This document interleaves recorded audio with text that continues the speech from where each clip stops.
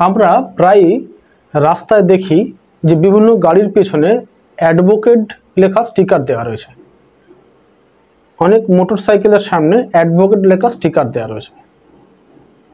অ্যাডভোকেটকে, লয়ারকে, senior অ্যাডভোকেটকে, solicitor জেনারেলকে, এই বিভিন্ন টার্মগুলো নিয়ে আমাদের কনফিউশন থাকে। কার ক্ষেত্রে কোন টার্ম ইউজ হয় সেটা আমরা আজকে আলোচনা করব। মহাত্মা গান্ধী কে ছিলেন? তিনি কি লয়ার ছিলেন, ব্যারিস্টার ছিলেন, না অ্যাডভোকেট ছিলেন? তো এই টার্মগুলো যদি আমরা আজকে জানি তাহলে আমরা বুঝতে পারবো যে কে লয়ার, কে অ্যাডভোকেট, কে সলিসিটর জেনারেল, কে সিনিয়র অ্যাডভোকেট, কে অ্যাডভোকেট অন রেকর্ড, কে ব্যারিস্টার। এই সমস্ত বিষয়গুলো আমাদের কাছে ক্লিয়ার হয়ে যাবে। Hello everyone, welcome to your law school. আজকে আমাদের বিষয় হচ্ছে সমস্ত রকম টার্ম যেগুলো লয়ার, অ্যাডভোকেট, ব্যারিস্টারদেরকে আলাদা করে। তো আলোচনা করা যাক। প্রথম আমরা আলোচনা করব লয়ার এবং ব্যারিস্টার। লয়ার কাকে বলবো বা ব্যারিস্টার কাকে বলবো? যে ইন্ডিয়ায় পড়াশোনা করছে, যার 5 বছরের বা 3 বছরের ল ডিগ্রি আছে, যে কোনো ভ্যালিড ল কলেজ থেকে পাশ করেছে এবং যার হাতে লয়ের ডিগ্রি আছে, সে হচ্ছে লয়ার। সেম যে লন্ডন থেকে অর্থাৎ ইংল্যান্ড থেকে পাশ করেছে বা সাউথ আফ্রিকা থেকে ল ডিগ্রি নিয়েছে, কোনো কলেজ থেকে ল পাশ করেছে ইংল্যান্ড বা সাউথ আফ্রিকা থেকে, তাকে আমরা ব্যারিস্টার বলব। এই যে লয়ার বা ব্যারিস্টার, এর কেবলমাত্র ল ডিগ্রি আছে, সে কোর্টে কিন্তু ক্লায়েন্ট রিপ্রেজেন্ট করতে পারে না, কারণ তার লর ডিগ্রি ছাড়া তার লর লাইসেন্স নেই, বার কাউন্সিলের লাইসেন্স নেই। যতক্ষণ না তার বার কাউন্সিলের লাইসেন্স থাকবে ততক্ষণ সে কোর্টে তার ক্লায়েন্টকে রিপ্রেজেন্ট করতে পারবে না। তো কমপ্লিট ল ডিগ্রি থাকা যা স্টুডেন্ট, যারা 3 বছর বা 5 বছর ল পড়লো, যদি ইন্ডিয়া থেকে পড়ে তাকে লয়ার, আর যদি ইংল্যান্ড বা সাউথ আফ্রিকা থেকে পড়ে তাহলে তাকে আমরা ব্যারিস্টার পড়ব। সেই অর্থে মহাত্মা গান্ধী ব্যারিস্টার ছিলেন, কারণ তিনি লন্ডন থেকে পড়েছিলেন, অর্থাৎ ইংল্যান্ড থেকে পড়েছিলেন। এবারে অ্যাডভোকেট কাকে বলবো?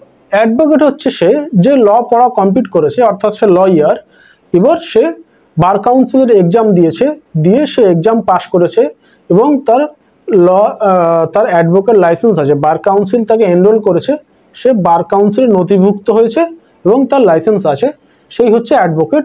যে কোর্টে সরাসরি তার ক্লায়েন্টকে রিপ্রেজেন্ট করতে পারে, ওকালতনামায় অ্যাজ এ অ্যাডভোকেট হিসাবে সাইন করতে পারে, সেই হচ্ছে অ্যাডভোকেট। এবং সে কোর্টে যে কোনো কেস তার ক্লায়েন্টকে রিপ্রেজেন্ট করতে পারে, সে পিটিশন দাখিল করতে পারে, কোনো বিষয় মুভ করতে পারে, মোশন করতে পারে। সিনিয়র অ্যাডভোকেট কাকে বলবো? না, এই অ্যাডভোকেটের 3টে ভাগ। একটা হচ্ছে অ্যাডভোকেট, জেনারেলি অ্যাডভোকেট যার লাইসেন্সটা আছে, সিনিয়র অ্যাডভোকেট, আর হচ্ছে advocate on record. Senior advocate যে সেই অ্যাডভোকেট যার 15 থেকে 20 বছরের অভিজ্ঞতা আছে, যিনি হাইকোর্ট বা সুপ্রিম কোর্টে প্র্যাকটিস করেছেন, তার মিনিমাম 45+ এজ হয়েছে এবং বিভিন্ন বিশেষ বিশেষ ক্ষেত্রে তার দক্ষতা আছে।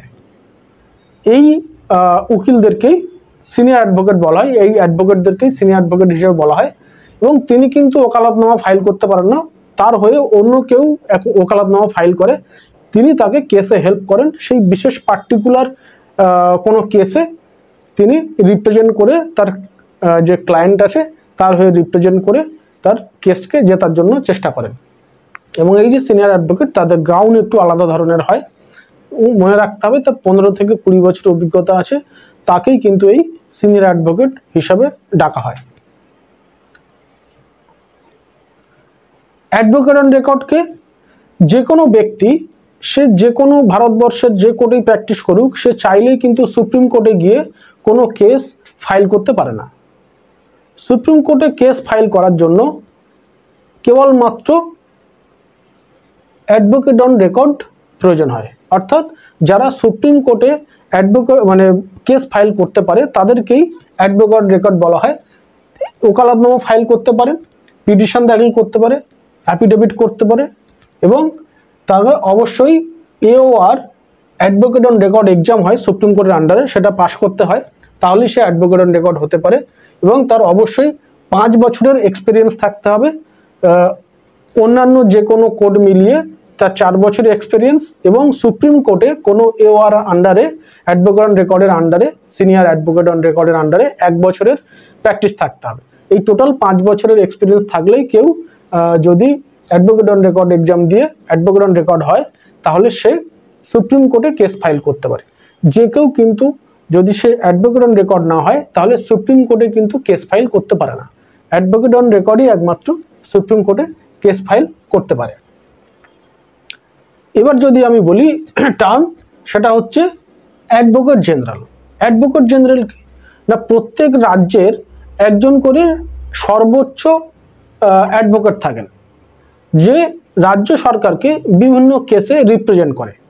অর্থাৎ হাইকোর্টে কোনো বিষয় রাজ্য সরকারের এগেনস্টে কোনো কেস চলছে বা কোনো কেসে রাজ্য সরকার পার্টিসিপেট করছে, কেন্দ্র সরকারের এগেনস্টে রাজ্যের কোনো কেস চলছে, এরকম বিভিন্ন বিষয়, বা হয়তো অন্য কোনো বিষয়ে কোনো চাকরি প্রার্থী বা অন্য কোনো বিষয়ে রাজ্যের বিরুদ্ধে কেস হয়েছে, তো সেই রাজ্যের হয়ে যে কেস লড়ে সে হচ্ছে অ্যাডভোকেট জেনারেল, যাকে রাজ্যের ফার্স্ট ল অফিসার বলা হয়।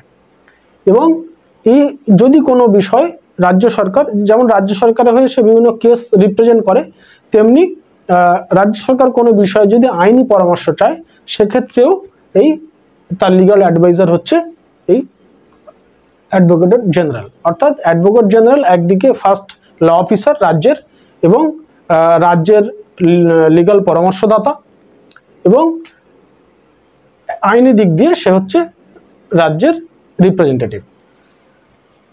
এবং এর যে অ্যাপয়েন্টমেন্ট, এই অ্যাডভোকেট অন জেনারেলের অ্যাপয়েন্টমেন্ট করেন হচ্ছে গভর্নর। রাজ্য সরকারের সুপারিশে গভর্নর তার অ্যাপয়েন্টমেন্ট করে। এই মুহূর্তে পশ্চিমবঙ্গের অ্যাডভোকেট জেনারেল আছে কিশোর দত্ত, ইনি হচ্ছে রাজ্যের নতুন এজি। ঠিক আছে, এবার যদি আমরা দেখি যে রাজ্যের ক্ষেত্রে যদি অ্যাডভোকেট জেনারেল বলা হয় তাহলে অ্যাটর্নি জেনারেল টার্ম কার ক্ষেত্রে ইউজ হয়? অ্যাটর্নি জেনারেল টার্ম হচ্ছে সেন্ট্রাল গভর্নমেন্টের যে রিপ্রেজেন্ট করে সেই অ্যাডভোকেটের ক্ষেত্রে অ্যাটর্নি জেনারেল টার্ম ইউজ হয়। অর্থাৎ অ্যাটর্নি জেনারেল হচ্ছে রিপ্রেজেন্টেটিভ অফ সেন্ট্রাল গভর্নমেন্ট এবং ইনি হচ্ছে সেন্ট্রাল গভর্নমেন্টের লিগাল অ্যাডভাইজার। যখন কোনো কেসে রাজ্যের সাথে কেন্দ্রের কোনো বিরোধ হয় বা এক বা একাধিক রাজ্যের সাথে কেন্দ্রের কোনো আইনি লড়াই চলছে, সেক্ষেত্রে কেন্দ্রের তরফে তখন অ্যাটর্নি জেনারেল সে রিপ্রেজেন্ট করে এবং এছাড়াও কেন্দ্রের কোনো আইনি বিষয়ে অ্যাটর্নি জেনারেল পরামর্শ দান করে।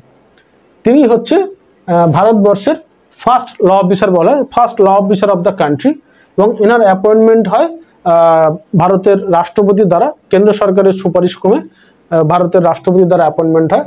আর্টিকেল 76/1 অনুযায়ী রাষ্ট্রপতি তাকে নিয়োগ করে এবং তার সাহায্য করেন যিনি, তিনি হলেন সলিসিটর জেনারেল। ভারতবর্ষের অ্যাটর্নি জেনারেল এই মুহূর্তে হচ্ছে আর ভেঙ্কটরামন, এবং সলিসিটর জেনারেল এই যে হচ্ছে আর ভেঙ্কটরামন, ইনি হচ্ছে এই মুহূর্তে ভারতের অ্যাটর্নি জেনারেল। এবং সলিসিটর জেনারেল আমরা একটা টার্ম পাই, সেটা হচ্ছে যিনি অ্যাটর্নি জেনারেলকে বিভিন্ন বিষয়ে হেল্প করেন, তার কাজে সহযোগিতা করেন, তাকেই হচ্ছে অ্যাটর্নি জেনারেল বলা হয়। অনেক ক্ষেত্রে বিভিন্ন কেসে অ্যাটর্নি জেনারেলের সাথে সলিসিটর জেনারেল, অ্যাটর্নি জেনারেলকে যিনি হেল্প করছেন তিনি হচ্ছেন সলিসিটর জেনারেল। তো সলিসিটর জেনারেল বিভিন্ন কেসে রিপ্রেজেন্ট করে হয়ে সেন্ট্রাল গভর্নমেন্টের বিভিন্ন জায়গায় বিভিন্ন কেসে প্রতিনিধিত্ব করে। এই সলিসিটর জেনারেলকে বলা হয় সেকেন্ড ল অফিসার, যেহেতু তিনি অ্যাটর্নি জেনারেলকে সাহায্য করেন তাই সলিসিটর জেনারেলকে সেকেন্ড ল অফিসার বলা হয়। এবং এই মুহূর্তে তুষার মেহতা হচ্ছে ভারতবর্ষের সলিসিটর জেনারেল, তাকেও কেন্দ্র সরকারের সুপারিশ ক্রমে রাষ্ট্রপতি আমাদের প্রেসিডেন্ট নিয়োগ করে থাকেন। তাহলে এই হচ্ছে মোটামুটি কিছু টার্ম। এবারে একটা বিষয় আমরা জানবো, সেটা হচ্ছে যে যখন কোনো বিষয় কোনোটা ক্রাইম হয়, সেই ক্রাইম যদি একটা ইন্ডিভিজুয়াল আরেকটা ইন্ডিভিজুয়াল এগেনস্টে যদি কোনো ক্রাইম করে, তাহলে ধরে নেওয়া হয় যে যে ক্রাইমটা হয়েছে সেইটা সমগ্র সমাজ ব্যবস্থা তথা স্টেটের এগেনস্টে হয়েছে। অর্থাৎ তার এগেনস্টে তখন কেসটা ওই ব্যক্তি ভার্সেস স্টেট হয়ে যায়। তো স্টেটকে সেই সময় যে রিপ্রেজেন্ট করে লোয়ার কোর্টগুলোতে, সেই লোয়ার কোর্টগুলো যে রিপ্রেজেন্ট করে তাদেরকে আমরা বলি পাবলিক প্রসিকিউটর। স্টেটকে যে রিপ্রেজেন্ট করছে, ইনি গভর্নমেন্টকে রিপ্রেজেন্ট করে ক্রিমিনাল কেসে। এবং স্টেট অ্যাজ এ ভিকটিম, হয়তো দেখা যাচ্ছে কারোর এগেনস্টে কেউ অভিযোগ করেছে যে এই ব্যক্তি আমার ধরো কোনো কেউ খুন করেছে, কেউ রেপ করেছে, তো এই যে, বা হয়তো কোনো দেখা যাচ্ছে যে ক্রিমিনাল কেস করেছে, ব্রিচ অফ ট্রাস্টের কেস হয়েছে, বা হয়তো দেখা যাচ্ছে জালিয়াতির কেস হয়েছে, এই সমস্ত বিষয়গুলোতে যখন রিপ্রেজেন্টেটিভ হয় তখন যে কেস, যে ভিকটিম, এই ভিকটিমের পক্ষে স্টেট লড়ে। তো সেই স্টেটকে যে রিপ্রেজেন্ট করে, সেই সময় স্টেটকে রিপ্রেজেন্ট করে কিন্তু এই পাবলিক প্রসিকিউটর, বা সংক্ষেপে আমরা পিপি বলে থাকি। এই যে ইনি কি করেন, ইনি রাজ্যের তরফ থেকে লড়ে, স্টেট অ্যাজ এ ভিকটিম হিসেবে তিনি স্টেটকে রিপ্রেজেন্ট করেন, রাজ্যকে রিপ্রেজেন্ট করেন। এটা হলো ক্রিমিনাল কেসের ক্ষেত্রে। এবং যখন কোনো দেওয়ানি মামলার ক্ষেত্রে হয়, বা সিভিল কেসের, সিভিল ম্যাটারের ক্ষেত্রে হয়, জমি জায়গা সংক্রান্ত, বিবাহ সংক্রান্ত, সন্তান দত্তক সংক্রান্ত, বিবাহ বিচ্ছেদ, খোরপোশ মামলা, এই সমস্ত বিষয় সংক্রান্ত যখন সিভিল ম্যাটারে যায়, তখন সেই সিভিল ম্যাটারে যখন গভর্নমেন্ট রিপ্রেজেন্টেটিভ লড়ে, সেই যে গভর্নমেন্ট রিপ্রেজেন্টেটিভ থাকে তাকে আমরা বলি হচ্ছে গভর্নমেন্ট প্লিডার। এই গভর্নমেন্ট প্লিডার টার্মটা তখন তার ক্ষেত্রে ইউজ করা হয়। তাহলে আমরা আজকে যে টার্মগুলো শিখলাম, সেগুলো ফার্স্ট আমরা কি শিখলাম? ফার্স্ট আমরা শিখলাম হচ্ছে যে লয়ার। লয়ারকে না যার ল ডিগ্রি আছে, যে 3 বছর বা 5 বছরের ল পাশ করেছে, ল ডিগ্রি আছে, সে হচ্ছে লয়ার। যদি ইন্ডিয়া থেকে পড়ে তাহলে লয়ার, যদি ইংল্যান্ড বা সাউথ আফ্রিকা বা অস্ট্রেলিয়া থেকে পড়ে তাহলে ব্যারিস্টার। অ্যাডভোকেটকে না, এই লয়ার তার সাথে যখন লাইসেন্স পেয়ে যাচ্ছে, বার কাউন্সিল এক্সাম দিচ্ছে, দিয়ে বার কাউন্সিলে নিজেকে এনরোল করছে, তার লাইসেন্স আছে, তখন সে হয়ে যাচ্ছে অ্যাডভোকেট। সিনিয়র অ্যাডভোকেটকে না যার 15 থেকে 20 বছর অভিজ্ঞতা আছে, 45+ এজ হয়েছে, যে বিভিন্ন কেসে, নির্দিষ্ট কিছু কেসে যার পারদর্শিতা আছে, সে সেই কেসগুলোতে অত্যন্ত তার অভিজ্ঞতা হয়ে গেছে, সে সেগুলো স্পেশালাইজড অর্জন করেছে, তখন তাকে হাইকোর্ট বা সুপ্রিম কোর্টেই সাধারণত সে লড়ে, তাকে তখন বলা হয় senior advocate. Advocate on record কাকে বলা হয়?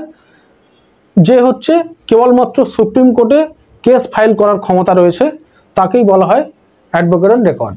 অ্যাডভোকেট জেনারেলকে যে রাজ্যের সর্বোচ্চ লয়ার হিসাবে রাজ্য যাকে নিয়োগ দিয়েছে গভর্নরের মাধ্যমে, রাজ্যপালের মাধ্যমে, যে রাজ্যকে বিভিন্ন কেসে রিপ্রেজেন্ট করে, সে হচ্ছে অ্যাডভোকেট জেনারেল। অ্যাটর্নি জেনারেলকে যে কেন্দ্র সরকারকে রিপ্রেজেন্ট করে, যে কান্ট্রির ফার্স্ট ল অফিসার যাকে বলা হয়, সে হচ্ছে অ্যাটর্নি জেনারেল। সলিসিটরকে না, সলিসিটর জেনারেল হচ্ছে যে অ্যাটর্নি জেনারেলকে হেল্প করে, বিভিন্ন কেসে অ্যাসিস্ট করে, সে হচ্ছে সলিসিটর জেনারেল, যাকে second law officer of the country বলা হয়। পাবলিক প্রসিকিউটরকে না, যখন কোনো ক্রাইম হয় তো ভিকটিমের ক্ষেত্রে যখন সেটা স্টেট ভার্সেস হয়ে যায়, যে ভিকটিমের তরফ থেকে, স্টেটের তরফ থেকে যে লয়ার লড়ে লোয়ার কেসগুলো, কোর্টগুলোতে, তাদেরকে আমরা পাবলিক প্রসিকিউটর বা কেবলমাত্র লোয়ার কোর্টেই নয়, সে হাইকোর্টেও হতে পারে, লোয়ার কোর্টেও হতে পারে, যখন কোনো কেসে রাজ্য আর কোনো ক্রাইমের এগেনস্টে যখন লড়াই চলে, তখন অ্যাজ এ রাজ্য বা স্টেটকে যে রিপ্রেজেন্ট করে, সেই হচ্ছে পাবলিক প্রসিকিউটর। আর এটা হচ্ছে ক্রিমিনাল কেসের ক্ষেত্রে। আর যখন কোনো সিভিল কেসের ক্ষেত্রে হবে, তখন তাকে বলা হবে গভর্নমেন্ট প্লিডার। তাহলে আজকে আমরা এই টার্মগুলো পড়লাম। ভবিষ্যতে আমাদের এই টার্মগুলোর সমস্যা হবে না, কাকে কি বলে সেগুলো আমরা জেনে নিলাম। আমরা বুঝতে পারবো এবার থেকে যে কাকে অ্যাডভোকেট বলছে, কাকে ব্যারিস্টার বলছে, কাকে সিনিয়র অ্যাডভোকেট বলছে। এই বিষয়গুলো নিয়ে আমাদের কনফিউশন থাকলো না। আশা করি ভিডিওটি ভালো লেগেছে। যদি কারোর কোনো বিষয় নিয়ে প্রশ্ন থাকে তাহলে আমাদের কমেন্ট বক্সে জানাতে পারো, এবং আরও এরকম ইনফরমেটিভ ভিডিও দেখার জন্য আমাদের চ্যানেলটি সাবস্ক্রাইব করো। ধন্যবাদ।